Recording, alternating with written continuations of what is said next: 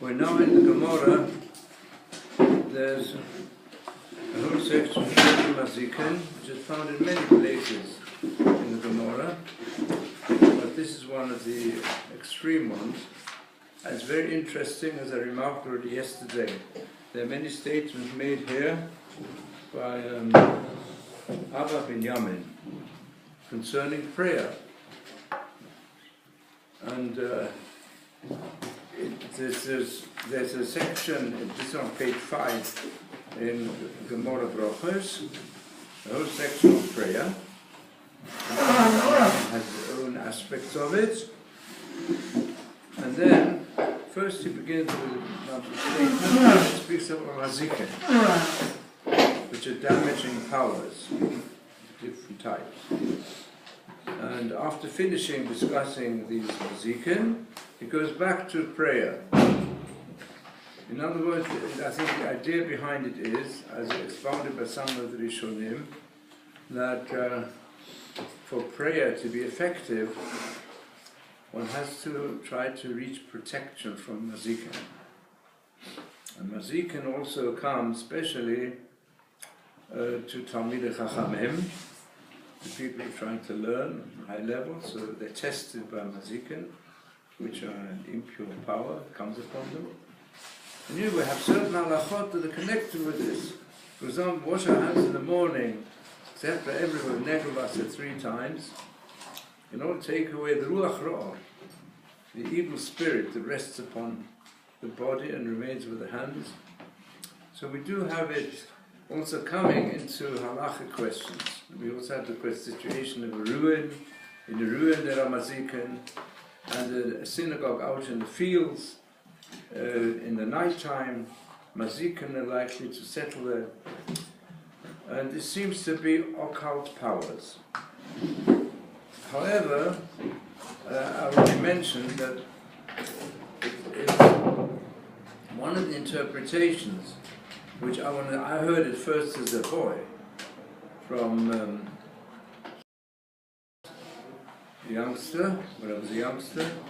I heard it from Monk and others. They said it refers to bacteria.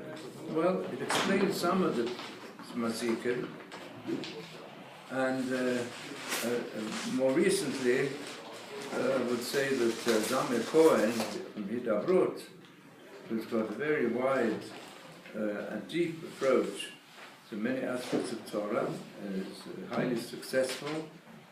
And he, for example, he brings this concept that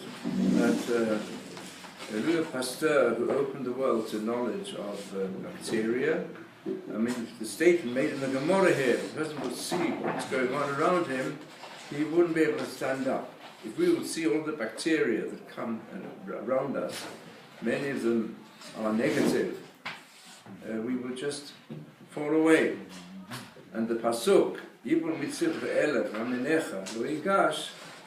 So we know that the positive explanation of this is, if you believe in Hashem and trust Him, then all the enemies that want to attack you from outside, from right and left, they'll fall down, which has been used recently. This is from Mizmor Tzadi Aleph, which is regarded also in practice as the main chapter of Tehillim if a person needs protection.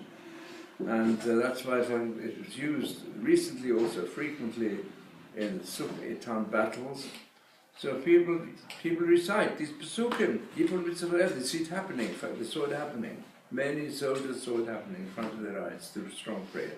So that's one explanation. But here the Gemara explains we're dealing here with invisible mazikin, but nevertheless they're there. The most difficult passage is when it says, we haven't even started on that yet, when it says if somebody wants to see the mazikin, there's a way of doing it. He's got to take, I'm going to quote it now, soon in any case in English, together with the brilliant article of the partner in the yeshiva, who was a very great man in his own rights, and he was the main disciple of Rav Dessler, the one who paraphrased his works into English, Strive for Truth. He was a great thinker, and he was enormous power in the yeshiva. He gave a marvelous shiur. So, in that spirit, I first want to explain to you what is the opinion of the Rambam about Shaitim. Well, the Rambam, like a being, he was a super rationalist. He was an opponent of astrology, an opponent of, or he was at least not in favor of concept of transmigration of the soul, and one of the occult, as we call it, in his view, was mainly illusions. But as illusions, they also enter in halakha. In other words, you can't deny the fact that certain laws concerning writing amulets against negative powers, and so on. So he says, of course, you know, Ruach Roz mentioned the Mishnah, but he says a lot of these statements refer to non-visible attacks upon people, like mental illness, which comes to people in the form of a power attacking them frequently. So he being a brilliant doctor, whose brilliance in medicine is really a precursor of modern concept of the psychosomatic nature of the human being, so he believed strongly in the relationship between mind and matter as far as health and so on is concerned. And therefore he knew that people do have ideas and concepts of this nature that can affect them negatively. But he says does not really believe in the actuality of ghosts, of Shaitan. Shaitan we translate them as ghosts. But I want to bring you here the comment of Rav Yaakov Kamenetsky, which is well known in the Shulchan Aruch, when the Rambam after the Shulchan Aruch also they mentioned something about occult powers, comes also in connection with halachot. So the Bir Hagro, the Gaon of Vilna, he says that the Rambam was misled by the philosophers to deny the existence of the occult world. And obviously, the Gaon of Vilna, like many others, followed the trend developed by the Ramban, who was a believer and explained many things on the basis of transmigration of the soul, Gilgul Neshama, and also who believed in occult powers to some extent.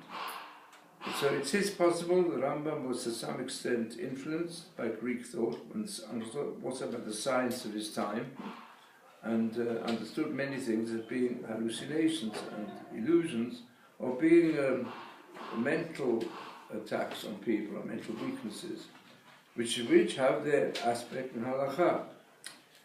There are others who say, like Rav Kamenetsky, he says on this question of, on this Gemara in fact, which you'll soon see inside, he says that,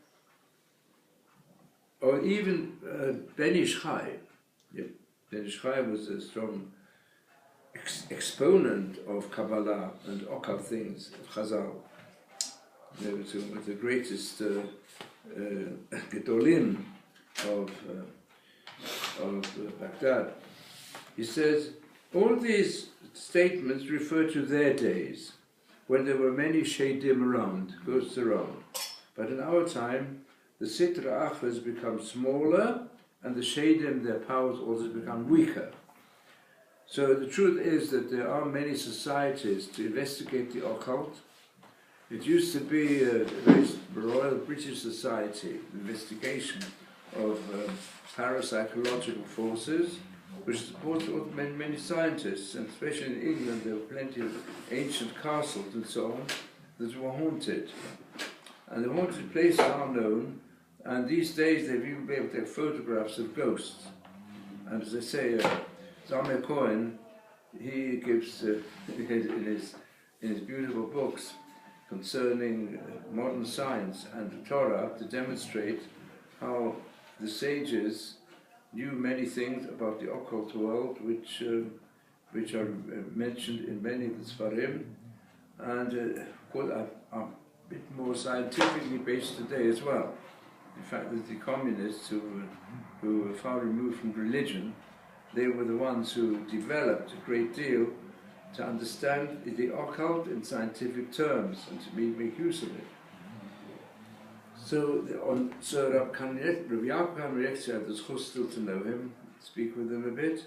He explains, according to the opinion of the Rambam, who says in his commentary on the mission of Avodah Zarah, chapter 4,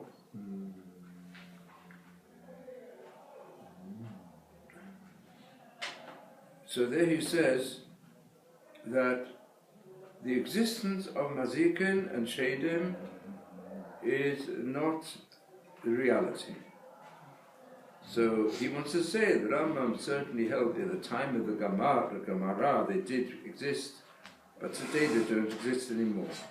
Why don't they exist anymore? These are his words, because the power of impurity depends to some extent on its opposite, the power of holiness. A time with a lot of holiness, then there's also a parallel power on the left side of impurity. This, of course, this is the basic concept, that Hashem gives freedom to the human being, and therefore he brings into the world powers of holiness and balanced by powers of impurity, so that there'll be a balanced situation. This goes together with a concept developed by the Gaon of Vilna that we find, if you analyze the different periods of the Tanakh and post-Tanakh, that in the period when there was open prophecy of Hashem, there was very extreme evil idolatry. The two go together. When prophecy ceased, idolatry decreased, and in its place came intellectual denial rather than worship of idols. And that's certainly true about most of civilization, although we see the ups and downs. This is what I'm adding to his concept of the smallest subcale is the poison of God, it represents the power of Torah. Therefore, in the time of the Gemara, when even Amora, that means not the sages of the Mishnah only, the sages of the Gemara, they had the ability to revive the dead. So therefore, there also had to be the ability to perform such aspects of Tumah. In our time, when the power of Kedusha is weak, the power of Mazikin has also become weakened. So from this will now come, I'll go straight to the article about demons, published in our Jewish Study magazine over many years ago. There's many of the articles over of Carmel, which I hope we'll sometime be able to publish. So, in fact, it says here, when did these ideas develop? While learning and discussing the first chapter of Berachot with group 2 of Yeshiva Devai Shalayim. It mentions the names. It's interesting. Of all these names, I think you know two of them. At that year was Rabbi Tau, who's now in Hiranov, comes frequently to the Yeshiva as a teacher, and Rabbi Jonathan Rieti, who's one of the most popular public speakers in the Kiruv movement today. Anyway, Rambam considered that demons were old wives' tales. He brings here also the Avodah Zarah, chapter 4. While the Gaon of Vilna, 600 years later, forcibly maintained their reality, though conceding that they have an inner meaning. Otherwise, it's a spiritual lesson to be taken. The Rambam says, when the sages often describe things in such a manner when they really refer to something more spiritual, rather than the physical aspects which are referred to in the Gemara we've learned so far. Now, psychosomatic medicine, by the way, which is something which was developed by the Rambam centuries before it was developed in modern medical authorities, has taught us that mental events can have a very noticeable physical effects. Psychic phenomena today are under investigation in many parts of the world, including Soviet Russia. Poltergeist experiences in which noises are heard, disturbances occur, articles explode, and objects are thrown about without apparent cause, have been fully documented in many different places over a period of more than 4 centuries. Especially, I want to add to this, when I was in England, I read quite a lot of the up-to-date literature of that time, of the Society for Investigating the Occult, which contained top scientists who said, we can't deny these facts. Just because they don't fit in with our rational picture of the universe, there's a super rational aspect in our universe. So he said, a careful comparison of these accounts reveals an interesting fact, not always apparent to the authors themselves. The disturbances are invariably associated with a boy or girl near the age of puberty. No convincing explanation has ever been offered for these phenomena. So, well, I mean, it's true, many of them, but I want to add there are plenty of such reports of people who are adults, including, if we're going to include seances in this, a connection with the dead, it's certainly it's more seen by adults. It's increasingly clear the effects attributed to the past to demons must have been due to what we now refer to as subconscious or psychic forces. It may be suggested that shade, the Hebrew word for demon, comes from the Aramaic verb which is shadeh, to throw. The shodi in Gemara, shodi means to throw something. It's connected with poltergeist phenomena when you find things just being thrown in a room. Of course, you have to imagine many of you have read reports of the famous famous case, even where the Chofetz Chaim was involved, of a spirit coming into a person, a different spirit entering into a person. He had a case here a few years ago, which was documented with a video also, where a person who had one voice, he came up with a different voice, and he started, before he was an ordinary person, then he started, called Ibn Shamo, they call it another spirit got into him, and to get this spirit, which was very negative, out of him, he had to do certain procedures, and then suddenly something exploded in the room, broke through the window, and the evil spirit in this man went away. You surely know also all these things have been used to present dramas to the public. So in these forces in the Gemara are called mazikim, which is harmful influences. Those particular vulnerable attacks are stated to be persons alone at night, in isolated places such as ruins or deserts. The precise nature of the harm they inflict is not stated. It would seem to be mental rather than physical. I mean, the Gemara Rosh Hashanah, Daf Chav Ches, speaks about for a shed. What's the difference? What's the din of a person who's blowing the shofar, but just before he wanted to blow the shofar, a demon took hold of him. So you can't really have I mean, you could say it's a case of epilepsy or something like that. So can you say then that he can have intention to fulfill the mitzvah? He's got no intention. So does the mitzvah blowing shofar, you're hearing it, whereas blown by somebody who doesn't have the intention to fulfill the mitzvah, do you fulfill your duty or not? Didn't he practice for it for weeks and months? Wasn't that his intent? No, a person who knows how to blow the shofar.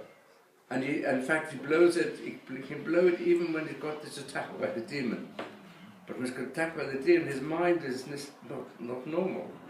So is it called, so there's all sugya there, for shed ochel matzah.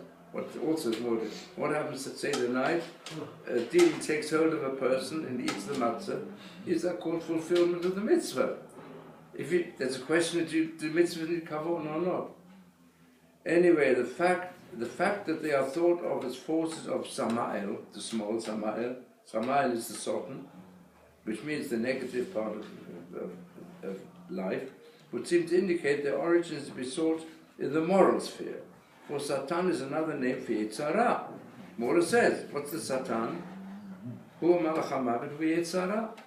The same power, basically, the negative power in life. The effects may be counteracted. How do you counter the effects? Recite the Shema, or occupy yourself with thoughts of Torah immediately before going to sleep. That's how the whole Sukkah speaks about this. That's what you have to do. So the subconscious is pervaded by the stabilizing influence of holiness. So he said, could this perhaps be the explanation of Vilnagon's reference to an inner meaning of these phenomena? Perhaps the Gaon is hinting their source must be sought in the inner world of the mind. You don't want to understand what it is, the inner world. Since they originate in regions of the mind beyond ego experiences, they are conceived as due to other beings or outside factors. Look, when we say in Kriyat Shema at night, this I want to add my own, we say, Al Yivahaduli. I'm going to sleep now. Let me not be confused. Mirayu not roim. So they are not our thoughts. Thoughts that go. Sometimes, one gets. You want to go to sleep. You can't sleep because in your mind, you think about all sorts of things which are nonsense, or things which are troubling you, and so you can't sleep. It disturbs your sleep. That's rayonot. And what's hirurim? The word hirur refers, simply speaking, to the subconscious mind. But when the Gemara says the end of brachas, everybody in a dream, he sees ein marino ele lebo. What that means is suppressed thoughts of the day, they come out in dreams at night. And there's often disturbing dreams. That's or they come out, it's their subconscious forces, even without a dream. And they're chalamat roim. Otherwise, the subconscious mind is at work when we've lost our consciousness. That means when you're asleep, it's at work. And therefore, it has a negative influence. It certainly makes the sleep not as smooth as you like it to be. So that maybe that's what the Gaon means. The source of Shadim is in the inner world of the mind. And since they're beyond conscious experience, they're called other beings, or outside factors. And this is true, not the naive sense, ridicule by Rambam, of separate entities possessing quasi-physical bodies, but the deeper sense that any non-ego mental activity is, in a psychological context, other to and outside the ego. So in the light of this insight, we can understand many of the statements in the Gemara, this area, the family statements. First, he speaks about fingertips. That's not our suga, it's another suga. After getting up from sleep, you have to wash your hands in a special manner to remove the evil spirit, which rests on fingers after the sleep. Because the Zohar explained deep sleep induces a state akin to death. That's why in the morning, you're giving back my life, my conscious life, because when we're unconscious, as far as active life is concerned, we're like dead. So as the Zohar says, awakening removes the resultant impurity from the whole body except the fingertips, from which it departs only by washing in the prescribed manner. We can understand this on the lines suggested. Sleep means a relinquishing of conscious control. The forces of the subconscious take over. This results inevitably in a certain degree of disorderliness and disorientation. We all know how the mind goes through this procedure, and in the daytime, the conscious mind tries to bring order into our lives, and there are various stages of semi-awareness on awakening when you wake up. First, we become aware of our immediate surroundings. Then we may have a vague feeling that something pleasant or unpleasant is due to happen that day. And then full awareness comes flooding in. The mind has progressed through three worlds: the senses, the emotions, and the intellect. The mind's control over most bodily activities is soon restored. But those most sensitive instruments of fine touch and delicate action, the fingers, still remain effective, and their wholeness potential is thus diminished. Situation is restored, so our tradition tells us, only by a symbolic act of washing. The hands must be washed 3 times. Alternately, the washing thus forming an orderly pattern. This reimposes the orders of conscious control, and when full holiness potential is restored. So I want to support this with the din of Netilat Yadayim, Su'udah. Washing hands for the Su'udah is similar. If your hands aren't clean, then Netilat Yadayim is cannot be done. It's not kosher. First, your hands have to be completely clean. Then, till you have time for Suda, you've got to do with the keli, with the vessel, the riyas, each hand. So, what's this concept also of vessel is also something, and even there's a pasuk which some people say when they wash their hands, lift up your hands to holiness. Hands askaliote. The hands are always busy. The fingers, we use the fingers as perhaps the most external symbol of our creating order out of chaos, of arranging things, of having power over things. It's the hands and the fingers that express it. And therefore, he says, to remove the impurity which still remains with the hands, and to dedicate them to holy things, you have to wash the hands. This is the concept of order, is doing it 3 times alternately. Now, the present, it's possible to understand many of the other recorded statements on the subject of Shadim in a similar manner. An example of a passage which we will recite, the discussion in Berachot 6a, which you have in front of you. There are 4 sections which we will deal with. In the Braita it's learned, Abba Binyamin said, this is the Tana, if permission were given to the eye to see, no one would be able to stand because of Mazikin. Abai said they're more numerous than we, and they surround us like the reach of earth which surrounds the tree bed. Rav Huna said, each one of us has 1,000 at his left hand and 10,000 at his right. As it says, 1,000 shall fall at your side. That's just what to say in passing. People always ask the question, well, why does it mention the left hand first? You always have the right hand first. Otherwise, I've often said it, that Hebrew is from the right to the left. And therefore, a Hebrew soldier really march right, left, not left, right. Amongst the nations, everything is left, right. Also the way in which you write, most European languages and alphabets, which originally come from the Hebrew, but they turned it the other way around. With them, left is first. For us, right is first. This is how I answered. I won't forget when I once spoke of the ethics of Jewish observance, and it's going back 50 years, to university students, and most of them belong to the New Left. So one of the people got up and said, very nice, he's telling us here all the code of laws and all the ethics, very nice indeed. But I picked up the code of Jewish law. On the first page it said, you've got to put your trouser leg and your shoe, the right one comes first, the left one comes. What difference does it make to Almighty God if I put my pants on the right leg, the left leg before the right leg? So I said to them, well, as far as you're concerned, maybe it's an indication that the new left is not the best movement for you to belong to. Then I explained that right represents chesed and left represents din. As we often heard from you. So this is a concept of we do everything. But by tefillin you put on the left hand. And I think that's what the reference is here. The truth is, the right hand is more powerful than the left. And with the right hand, we have to put the tefillin on the left side. But it's to teach us, Yad Keha, that your hand is weak and the power of Hashem is strong. And therefore, but you begin with, first of all, recognizing that tefillin, you've got to put them onto your left hand. So that's why it says 1,000 at the left hand, and only then 10,000 at the right.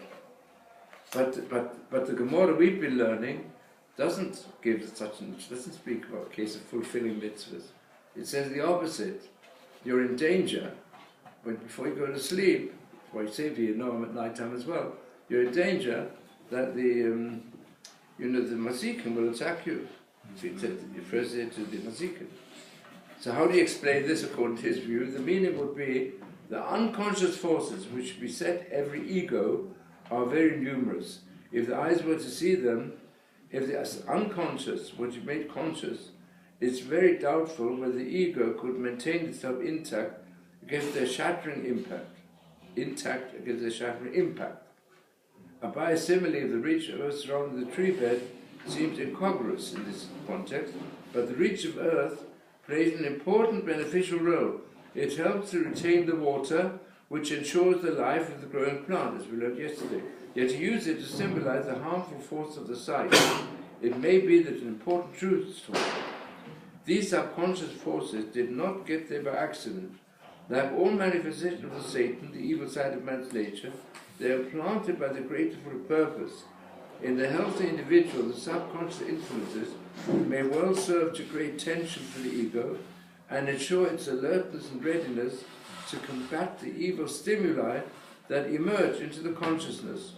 The truth is that there are many people who indeed, for having bad dreams, of having suppression of the subconscious in the extreme manner, and they can't get, and then it flows into the consciousness, and that's why then they become emotionally unstable,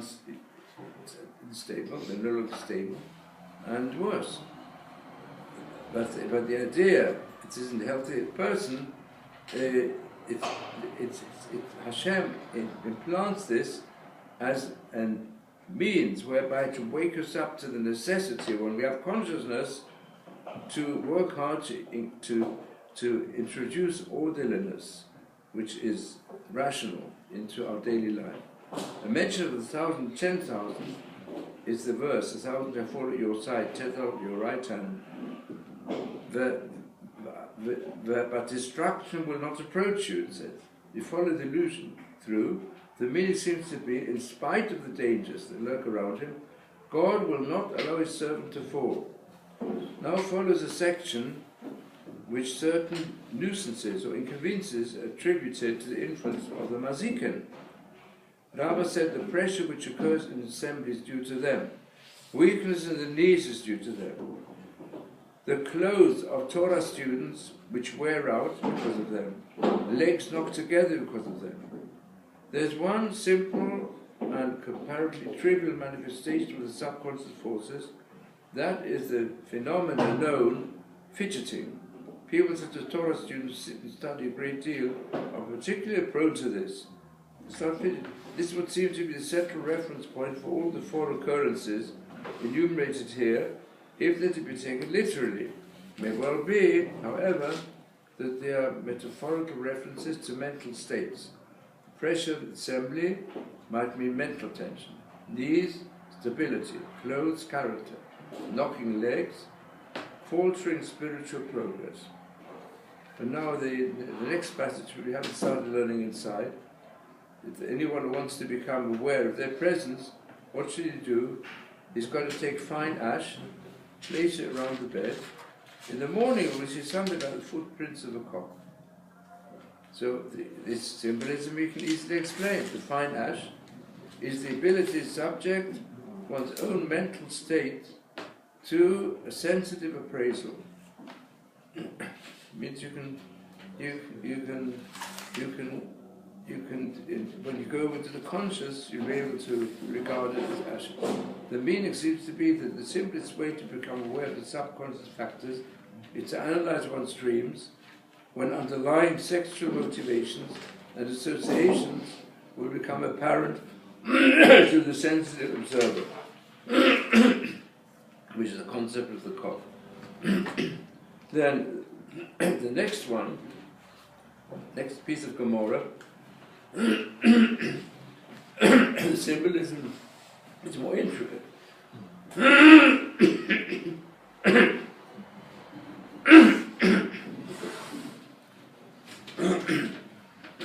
You've got in front of you the Gemara.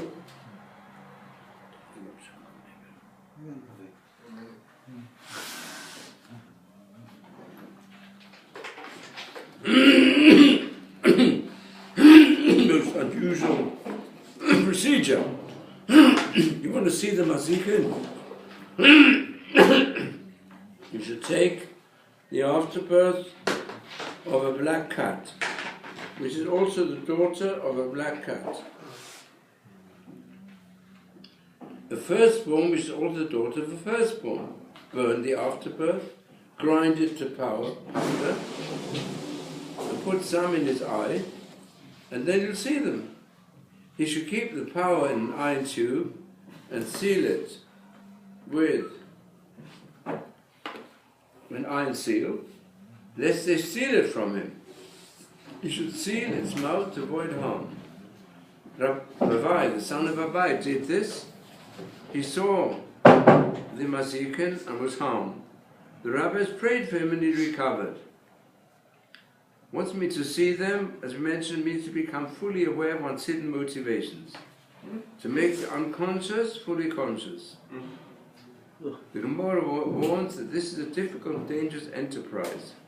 Even Rabbevai, the son of Abaya, we might call this a bit like self-imposed catharsis. To make yourself on your own dreams and your own experiences, to analyze yourself through psychoanalysis. And Abzana Beba is trying to do this.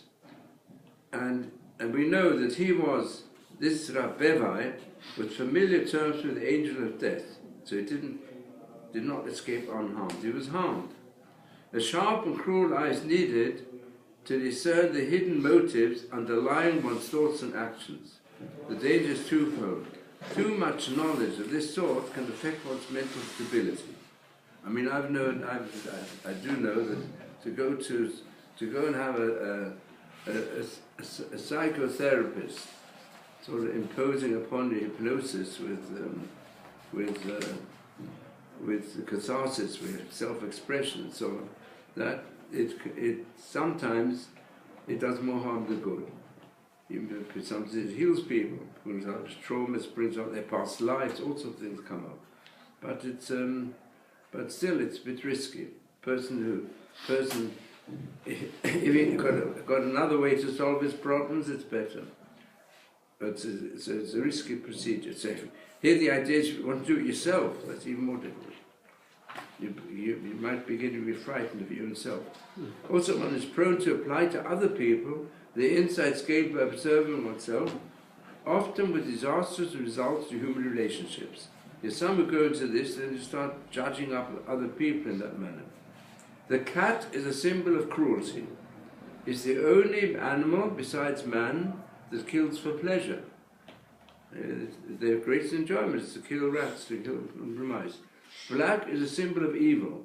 It absorbs light without reflecting any. In other words, what's that mean? It takes and doesn't give. It only takes for itself, wants everything for itself. Black-born of black, firstborn of firstborn represent the quintessence of the quality. The afterbirth symbolizes productive capacity. Grinding into powder represents the fine sensitivity required to probe the world of the subconscious. The probing capacity must be kept under strict control lest they steal it, lest the forces of evil make use of the cruel clarity it requires to destroy one's humanity. There's also the danger he may be harmed. One's own mental stability might be affected. It's not suggested that the few insights offered here exhaust the subject of psychic and subconscious influence discussed in the Gemara. It's hoped, however, they may open the door to further research in this fascinating subject. Okay, any questions, please? Well, now perhaps we'll do the Gemara inside. I have a question. You talked about earlier about Rayonot and the mind racing. So, for example, if someone goes to bed and if they're reviewing, they have a lot of things that they have to accomplish, and they're just going through what was on there, during the day. Is that what you meant, or did you mean something else, like Rayonot? No. I just said the three things we asked, which shouldn't confuse us, are conscious thoughts, which often disturb our sleep. If you think, look, the best thing is, you say Hamapil Chavle Shena, and I suppose it's also most healthy, that you're able to go to sleep right away. Hamapil Hashem, you're tired, you've worked hard, you've learned a lot, now just get sleep. If the truth is, if you go to the many of the great tzaddikim, in their sleep, they get answers to their questions, their dreams and so on, things on. But still, you need the actual sleep to Shena is renewal, to get renewed energy. And sometimes you've got a lot of things during the day which go through your mind. Was it good? Was it bad? And of course, if it's something very good, then that goodness that we experience lulls us to sleep. If it's something where perhaps I did something wrong, or perhaps somebody offended me, and so it goes through your mind. As a result, you're confused. You can't sleep properly. Good. The best thing to do, I mean, fine, let's speak for ourselves. Best thing to do is like that. You get up, you see, and you say Berachot Ch, and you start learning, and you learn. You learn, and the learning itself, it's always that just gives an answer, which has helped me frequently. I get up, something to drink or whatever. I can't sleep, but all things go through my mind. And it sometimes goes through my mind also questions even in the learning which I couldn't solve. But it's better, of course, to look at the Gemara or whatever I'm learning and work on it. Look at the difficult choices or something until I automatically more or less fall asleep, and then I go back to sleep. So that's Rayonot. But then there's the situation when you are asleep, and then the subconscious drives start working inside. And therefore you get, even when you're not aware of it, you have no proper awareness, but the Herurim are there. And then in the dreams, the Herurim come out in the dream. And then you have sometimes an impure issue and so on, it's unintentional, but that's part of the negative aspects that take place when the conscious mind is not in control. So Chaim, would you have to start? Haiman de boy le mida lehu leise kitzma nehila when hadar furia. Somebody who wants to see this, Yeah. he takes ash that's sifted.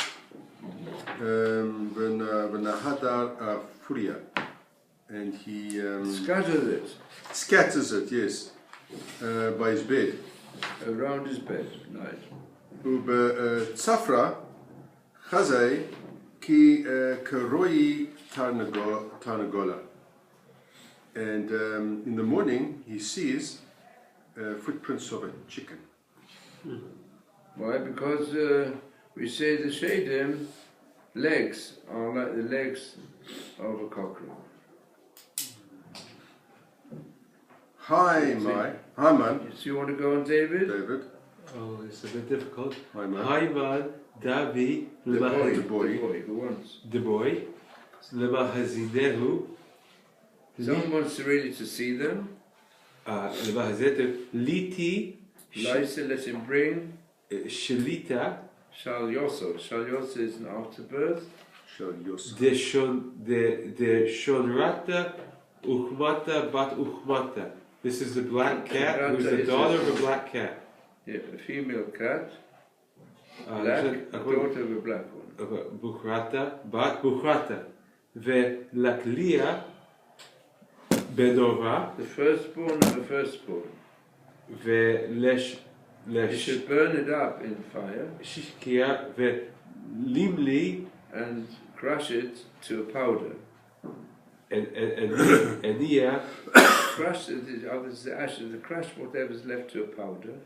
Mania, And then put a little bit of the ashes in his eyes. Nia, Medea, Vehazi Lehu, Hazi Lehu, You should throw them. Vela Shadia, You should throw them, whatever's left, Begufta, in a pipe, De hollow pipe of iron, Parzala, Of iron. and should seal the hollow pipe, Velachtime, should seal it, Bekushpanka Bekushpanka, is a stamp, De a Parzel, stamp made of iron. De Parzala, Dilma, Ganbe, Medea. But they might steal, the Shadim might steal it from them. They take the ashes away. ולחתון פומיה כי חייקי דילה להתאזק. You should seal the mouth. The mouth of this pipe is got to seal it strongly, so that you will not be. No, the person should seal his mouth strongly, Right. so that you won't be damaged by the shading. Then it says that Bibi. רב ביבי בר אביה עבר חכי חזה ואת זק באו. He saw the shadim, And he was damaged. and he was hurt here. באו רבנן In danger רחמי. of dying. The rabbis came and healed him. Rachame Alea ve'itze. Recovered. They prayed for him, and he recovered. The result. So, both these are not simple matters to understand, but this one, you heard the different explanation.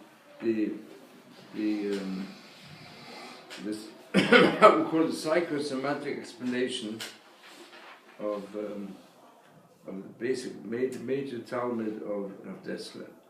So Dessler would have he very much appreciated frequently many ideas from Rav Carmel that Rav Dessler adopted them.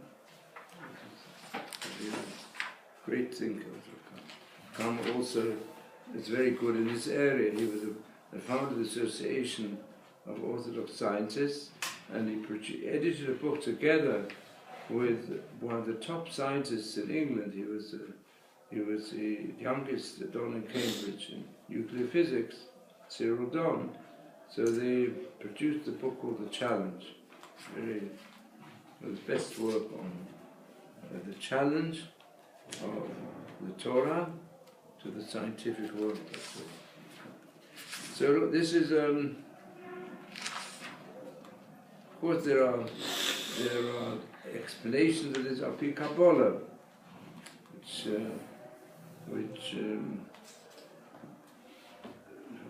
to try to explain it with occult language. But now the next piece. What's the next piece? Or again, Abba Binyamin's statement. What's the next one about? You want to say, Moshe Mordechai? Tanya Abba Binyamin Lema in Tefillah Shel Adam Nishmas El B'Beis HaKnesses. Says the prayer of a person is not heard except when he says it in a shul. Shenema Lishmoya El Harino Ve'el Tefillah B'Makam Rino. As it said in Malachim, and we hear the Rino, the praise, and the Tefillah, the prayer, in the place of the praise. So the concept here is, you see, Abba Binyamin, the reason we had this break was to emphasize that you can remove yourself from all the mazikin if you pray in the right manner. If you try to be in a place by yourself, in a ruin or in the desert,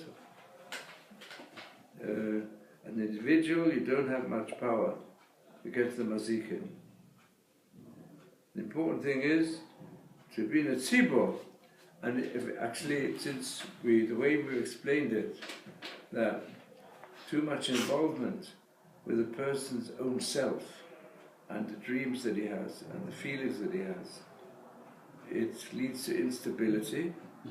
You want to get stability in life, because prayer, what's prayer basically? Prayer is trying to live an inward life in the external world. We have an external body, we have external needs, we have to fulfill them all, and then we have all these breaks of prayer. So prayer is really recognizing the power of Hashem that works through the neshama, so recognizing we've got a neshama, feeling it. So if a person does it by himself, it's risky. It's got to be done in an established manner, in an orderly manner.